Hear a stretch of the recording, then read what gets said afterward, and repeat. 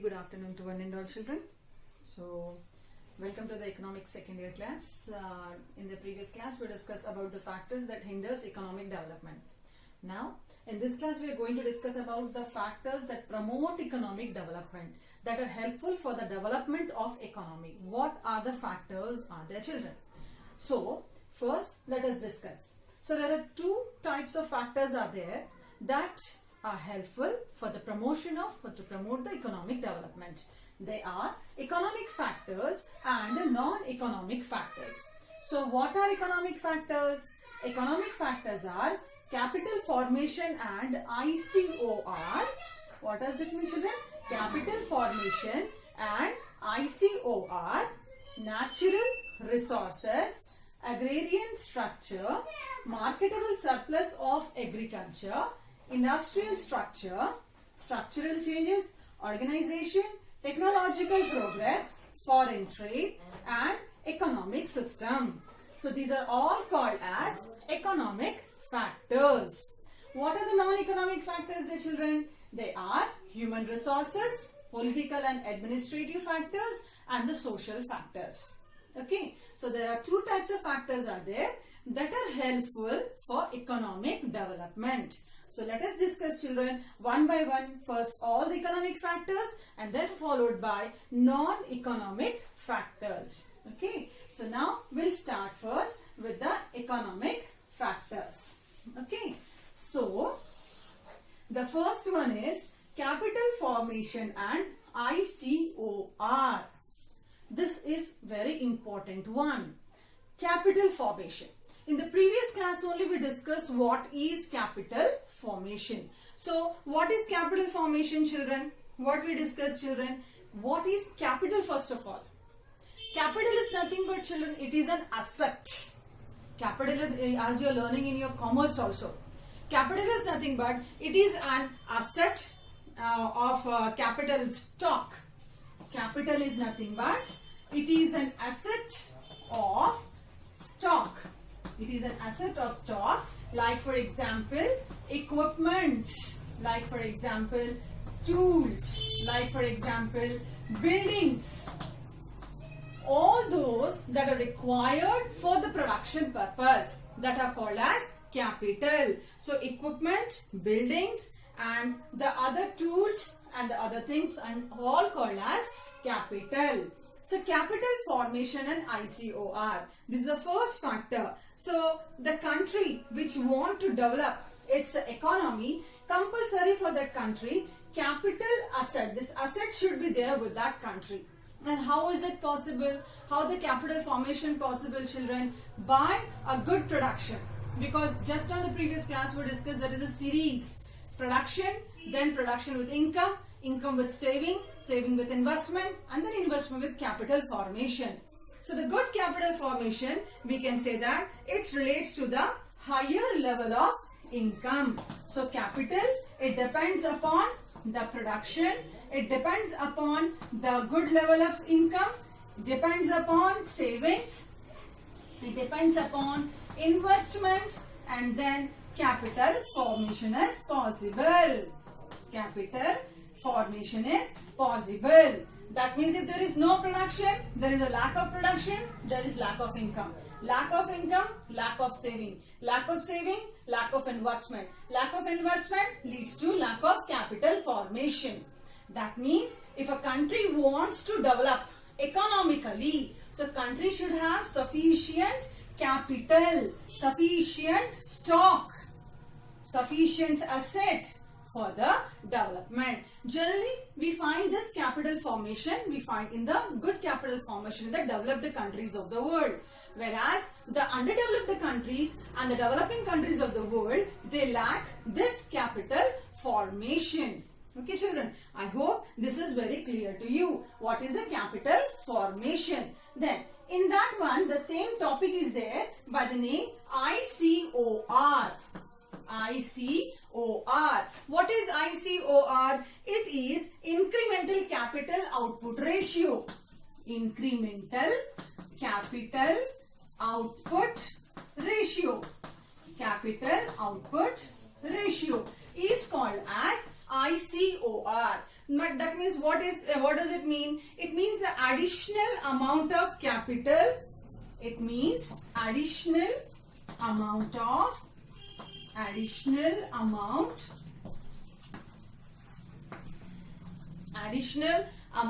capital required to produce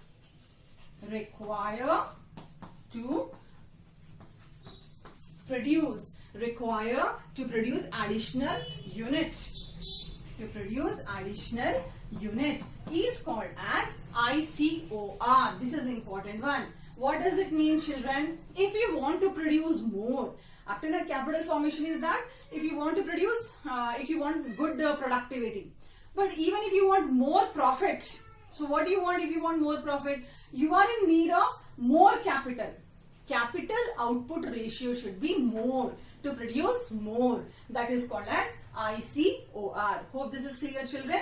That is, capital formation and ICOR are very important factors, economic factors for economic development. Now, after this, the second one is natural resources.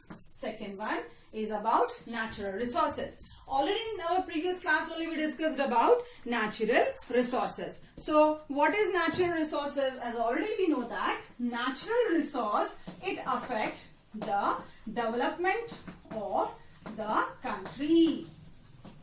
Compulsory, the country's development depends upon this natural resources. Then what is this natural resources then? Good natural resources, it means the quality of soil should be good, quality of land should be good, there should be an availability of water, there should be a good weather for the cultivation purpose, there should be a good source of minerals, there should be good source of forests. Like that, many are there, children, that comes under the natural resources. If there is a good soil, there will be a good production. If there is a good availability of water, there will be good for the industries and for the agricultural purposes. If there is a good weather, we can cultivate according to the good seasons. And then if good minerals are there, we can go for the new machineries, we can go for the new technologies, we can go for the new innovations, inventions. And if forest wealth we have, we can go for a number of medicines, like a number of other things, children. Now, if the country is those who lacks this natural resources, definitely suffers a lot, because all these affect economic development. If soil is not good, lack of production. If minerals are not there, lack of mining, lack of industries, lack of machineries. Forest, lack of forest wealth, like that. Water, land, everything, children, are interlinked. So if it is good, country will develop. If it is not good, if there is a deficiency of all these resources in any country, we find that it leads to the deficiency. So natural resources are also playing a very important role for economic development. Now, after the natural resources, we have the third one. What is the third one? The third one is agrarian structure. Agrarian means agriculture. Agrarian, it means agriculture. So, land ownership and the method of cultivation. Land ownership and the method of cultivation. Method of cultivation plays a very important role in agrarian structure. If we are telling that a country is having a very good agriculture, then what we have to find it out, which kind of land ownership is there? Is it only one single farmer is handling this one, a good group of people they are handling this one, or agriculture is handled by the government itself? Okay, land ownership. Then methods of cultivation. Which kind of method, whether it is a old method of cultivation they are following, or the new methods by using the technology they are following the cultivation. So, in the agrarian structure, it is very important that which type of land ownership is there and which type of method of cultivation is there in that particular country. With the help of this, we can understand that which kind of inputs the people they are using. Either they are using the improved inputs. Inputs means all the equipments, or the old one. Which kind of inputs are they using? still is it handled by human beings or by tractors, by harvesters? That is called as the inputs for the various works, followed by modernization. Whether are they following any modernization? Then quality. Whatever they are producing, is it of good quality? So all this comes under, children, for the agrarian structure. That means to know any country of the world that depends, the country that depends on agriculture, it is very important that its agriculture sector should be very strong. And how it will be very strong? When there is a proper land ownership will be there and the good method of cultivation will be there by following all these things. Is it clear, children? So this is the third one. Agrarian structure is playing a very important role for economic development. Now, after this one, marketable surplus of agriculture. Marketable surplus. Marketable surplus of agriculture. In this one, what we have to discuss? It refers to a marketable surplus. It refers to the excess of output in the agriculture. It refers to the excess of output in the agricultural sector. In the agricultural sector. What is this excess of output we are discussing about? Excess of output. Excess. More output in agricultural structure. So what we have to discuss, children, under this one? More output in agricultural structure. How we are going to get more output? If there is a proper utilization of land will be there, proper irrigation facilities will be provided, good power supply will be there, good inputs will be provided to the people, that agricultural people, then we can imagine that yes, agriculture that is producing more, surplus means more, excess. More surplus is produced by the agricultural sector. So the people of those countries, they will not suffer with any shortage of foods or any other things. So this is a very important one. If we are planning, suppose as a country, India, if we are planning that the country should develop, so what we have to think? There should be good production at agricultural sector. The market should be with more agricultural products should be there. So that is marketable surplus of agriculture. It's very important one. So it provides sufficient market surplus, that is providing sufficient market for agricultural products. For agricultural products is marketable surplus. Then after this marketable surplus of agriculture, what is the next one? Next one is industrial structure. About the industrial structure, children, whenever we think about the development of any country, the important factor is industry. Now industry, what is an industrial structure? As you all know that there are three types of industries are there. That are the large scale industries, medium scale industries and cottage industries. Okay. These types of industries are the large scale industry that produce more products with big machines with lot of so many labors, etc. Lot of investment will be there. The production also in the large scale. Medium scale, less number of people, less investment, and the production is also the medium base. Cottage, home based industries. We also say as most of the people they open at the home area or some small buildings like that. Cottage industries will be there. So in any country, those are decided for the development of the economy. So compulsory, there should be a good structure of the industry. So change in the structure of the industry. So how can we find that the structure in the industry? All depends on modernization.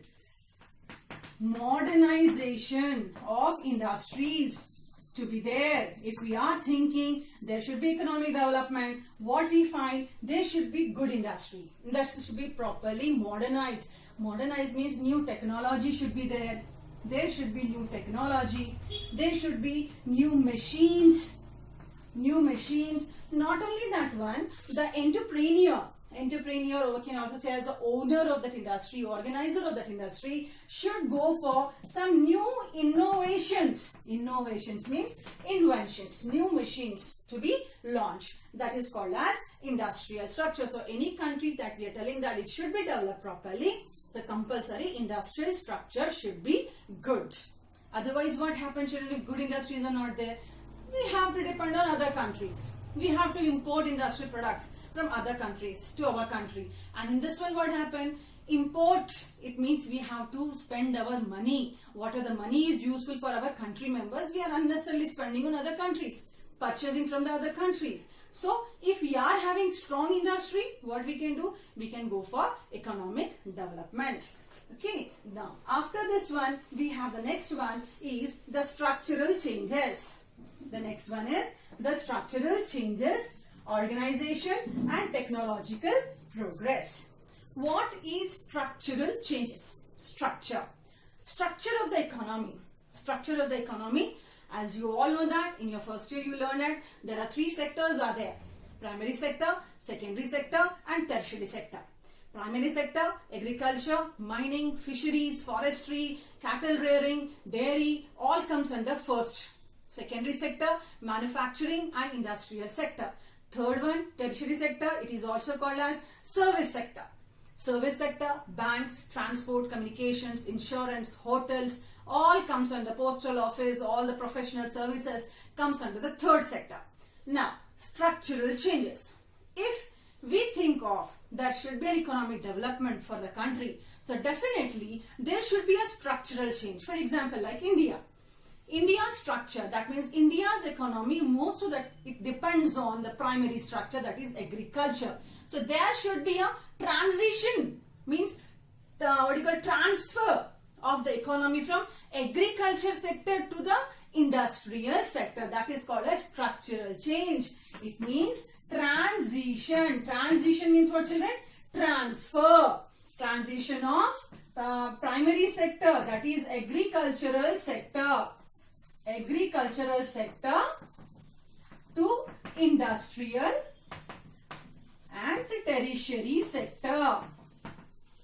Tertiary sector, that is called as structural change. We should not bound to only one structure. Okay, so if we want development should be there, compulsory development should be from three sides. Primary, secondary and tertiary.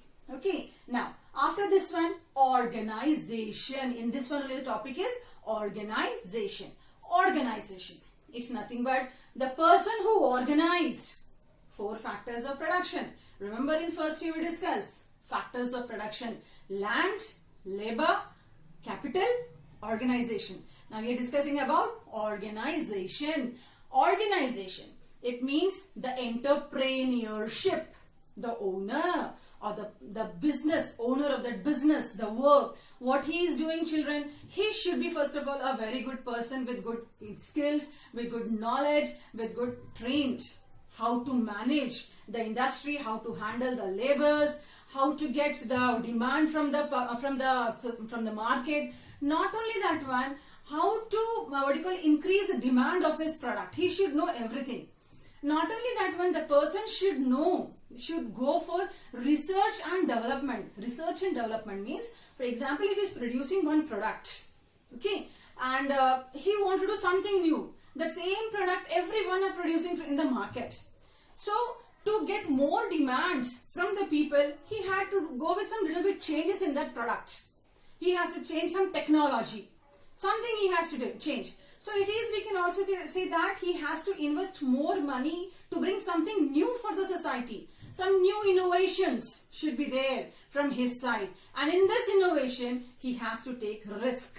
So what is organization? The entrepreneur who manage all the four factors of production, ready to bear the risk to get the profit, should be good. So if anyone, if suppose in any country, if good entrepreneurs will be there, definitely it leads to the development of the economy.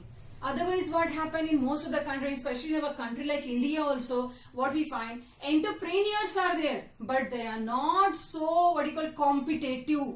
They are not in competitive minds. They are not in that way that yes, we have to prove something good. comparing to the other products that are available in the market. So for any country's economic development, there should be a good organization should be there by any entrepreneur.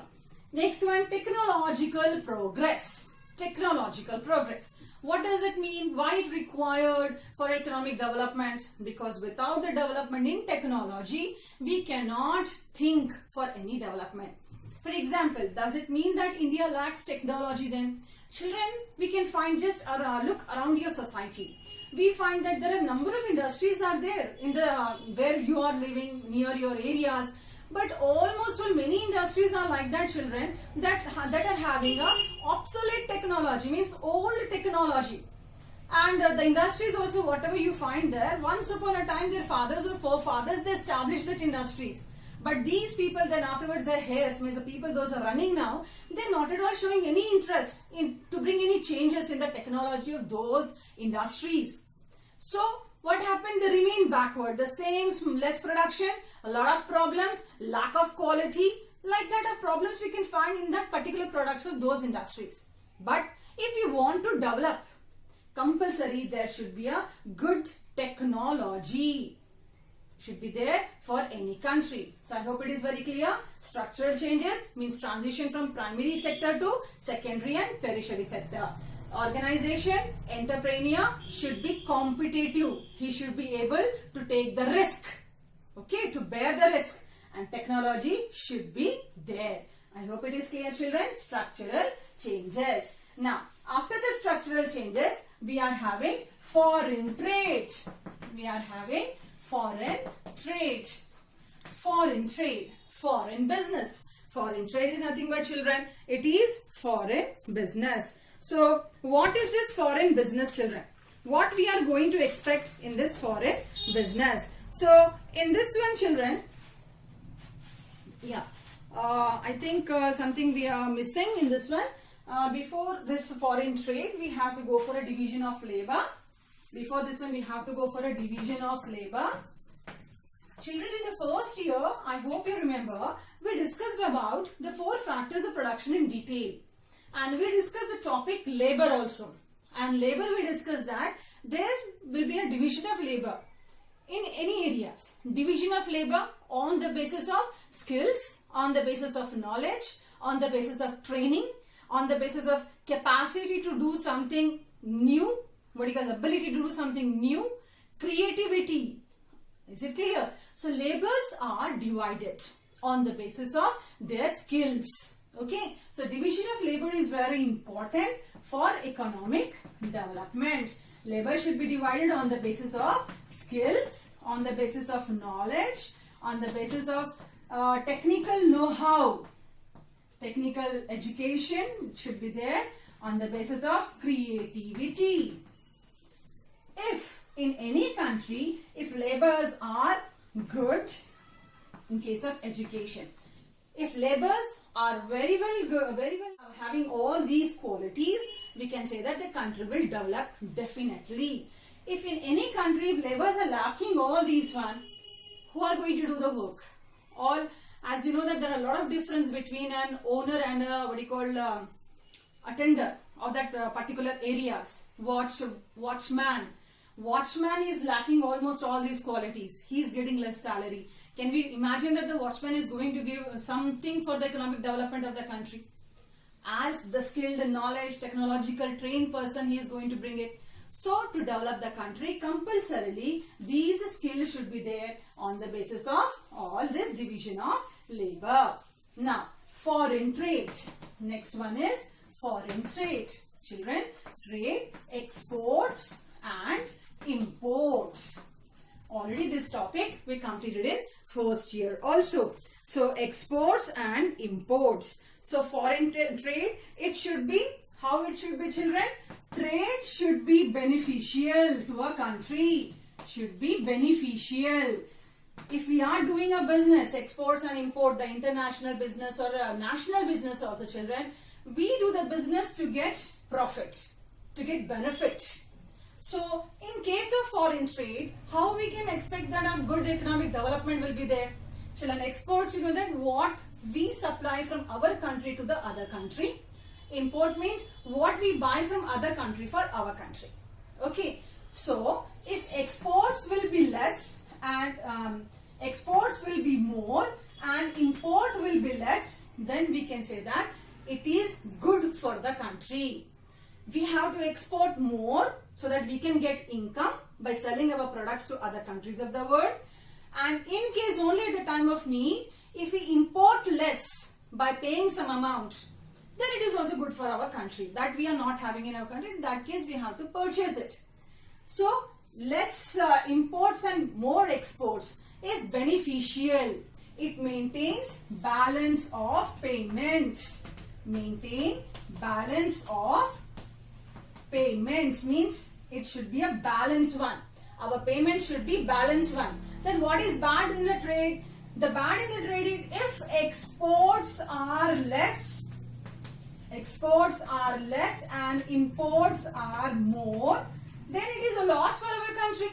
It should not be like that. For any country, it should not be like that. It will be a loss. How can we imagine for development then all the money, whatever we are earning, we are paying to the other country to get all the resources. So this thing should not be happen. Okay, so foreign trade should be, it should bring the benefit to the country. This is the foreign trade. Now the last one, the factors under the economic factors that is supporting, that is promoting economic development is economic system. So what is economic system? Children, economic system. Economic system, there are three types of economic systems are there. First one is capitalist economic system, we discussed, you know very well. Second one, socialist economic system. And third one is mixed economic system. Okay, there are three types of economy. In your 10th class also you discussed, you learned about these three types of economic system for a country. What is capitalist economic system? It means where the private people, okay, private people, they takes the decision that what to produce, how to produce, when to produce, how much to produce. That type of decision where all the factors of production are under their control. Natural resources are under their control. That means completely private people dominate this system. Okay, private people owns all the means of production. Private. Socialist, where just opposite you come, where the government owns, government takes all the decision, government will not give any chance to the private people. And mixed means where both government and private people, they take the decision. So capitalist economy is America, socialist economy is Russia, mixed economy is India.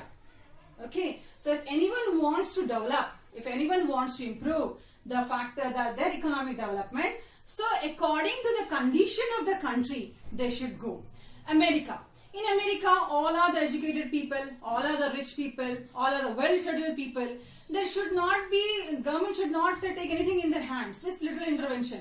Private people only, they will work for their profits. Socialist country where we can find the government won't involve, they don't involve anything from the private. Everything government only takes a decision, and whatever the income government gets, government distribute to all the people. Coming to the mixed economy, what India is following, where we find governments keeps the decision under their control and some of the decisions are under the control of private people. Both of them, they work together. Okay, so it is very good. According to the situations of the country, conditions of the country, economic system to be decided. Is it clear, children? So these are all called as economic factors that are helpful for the promotion of economic development. So after all these economic factors, what is left, children? The leftover is non-economic factors. So our next topic is non-economic factors. So how many factors are there, children, in the non-economic? There are 3 factors are there under the non-economic. So first factor is human resources. First factor is human resources is the first factor, followed by the second factor. It is second factor is political and administrative factors. Political and administrative factors. are the second one. Third one is social factors. So now one by one we will discuss about all these factors, and about this one also you have the idea. Okay. In the before class I explained you about what is human resource. What is human resource? Resource that are helpful for the development of society and also for the development in the economy of the country. To whom we call as a human resource? Human beings. The humans, the people, those who are beneficial for the society with their hard work, through their skills, knowledge, education, all these, and these people are called as the human resource. If we want that a country to develop economically, compulsory, people of those countries, they should be educated. They should be educated. They should have technical knowledge. How to manage, how to handle that technology. Okay, they should be having the idea that creativity. This also they should have. In that the country wherever almost many people are educated, they are having good technology and they are having good creativity, we can think that there is a chances for economic development. But in case like India is one of the example, illiteracy, ignorant people, then superstitious beliefs, the people those who follow the superstitious beliefs, children, these people like that, we can find that a number of people are there who just they follow children whatever they do it. So these type of people, those we call as disease ridden people. Disease ridden means those who are suffering from one or the other diseases. So these type of people, children, are not good for the society, for the country. If the country's population, they are full of these type of things, how can we think for the development of the country? Because these people, they won't accept anything. Whereas the people, those who are educated, technological people and creative people, they can go for good development. So now which kind of people we want, children, for the development of the country? We want these type of people. That is why since independence, even our government, Indian government, is also back off that to remove the illiteracy from the country, illiterates from the country, to bring the knowledge, to remove the superstitious beliefs, means blind beliefs, the people they follow it, to disease ridden people, to provide good health to them. The government is struggling every time to remove all these problems from the country to get this economic development. So this is the human resources. Now after the human resources, what is the next one, children? Political and administrative factors. What is this political and administrative factors, children? In the process of development, what do you think? We are planning, we are telling that we are on the path of development, but without any political parties, without any administration, good administration, is it possible, children, to go for economic development? Imagine it. Before the independence, India was a very backward country. Politically, it was in the hands of Britishers. In administrative terms, British administration was there. At that time, did we do anything for our development? No. Okay. So what it shows that after independence, when the 5-year planning system was started, children, after that till now we find that the government is struggling hard to bring the economic development. One or the other problem government is solving, one of the new technology government is launching, like the government is doing very hard. When it is possible, when administration means the government officials will be good. That is also one of the important one. There are a number of examples. You can find there are a number of countries are there in the world where we find day to day in our news channels, in the newspapers, we read that there are riots. There are killings, murders, bombardments are going on. So whether people or the government can think for any development in that country? No. Until and unless a very good government will be there for any country, we cannot imagine for any economic development. So this is also a very important factor, political and administrative factor. Is it clear? So in this one, okay, so good government is required. Good government is required for economic development. Now children, before the independence, what happened? Britishers, they used to exploit our natural resources and they supplied it to their own countries. Okay, so you know the grand old man of India, Dadabhai Naoroji. I hope you heard his name, Dadabhai Naoroji. He was an economist also. He was a freedom struggler also. Dadabhai Naoroji, he wrote one book. What is that one? He explained that is poverty and un-British rule in India. He explained in the poverty and un-British rule in India. What he explained, children, Dadabhai Naoroji, in this poverty and un-British rule in India? He mentioned that completely the Britishers, they are draining. India is poor because Britishers, they are draining, means taking away the wealth of the country to the British, to the other countries. That's why India is a very backward country. That means directly, indirectly, what he wants to say, children, that because the administration was not good, country was poor. That means country's development depends on good administration. Okay. And now the last factor, children, that help for the promotion is social factor. And social factors already we discussed. Social factors should be good. If we want to develop the country, first, what is the root to develop the country? Society. Society should be good. Okay. And what are the problems, especially to a country like India? We find that there are many social problems are there. Okay, there are many social problems are there in the countries like India. So the problems like poverty, the problems like unemployment, the problems like what you call the caste feelings, the caste, subcaste, and all those other things are there, children, that are there in the countries. So we find that if all these things will be there, country will not develop.